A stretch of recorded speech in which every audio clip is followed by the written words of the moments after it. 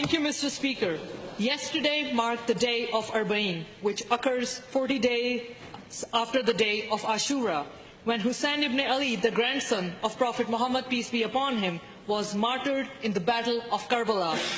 Hussein ibn Ali was a 7th century revolutionary leader who sacrificed his life for social justice.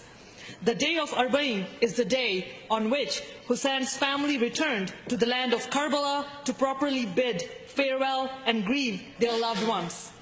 Today, 1400 years later, the day of Arbaeen is mourned by millions of people around the world. It is a day to pay tribute to the sacrifice of Hussein for social justice.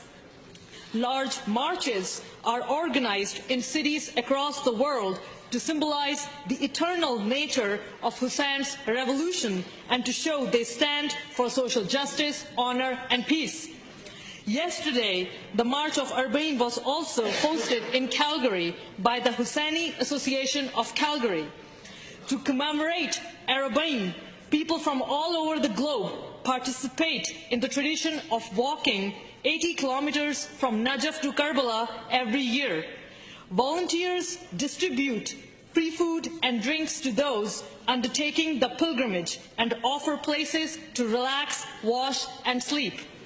Arbaeen is the largest peaceful gathering in the world.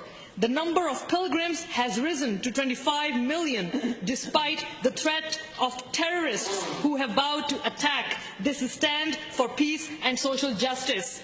As the Minister for Culture and Tourism said yesterday, no one should have to worry about their safety when they worship.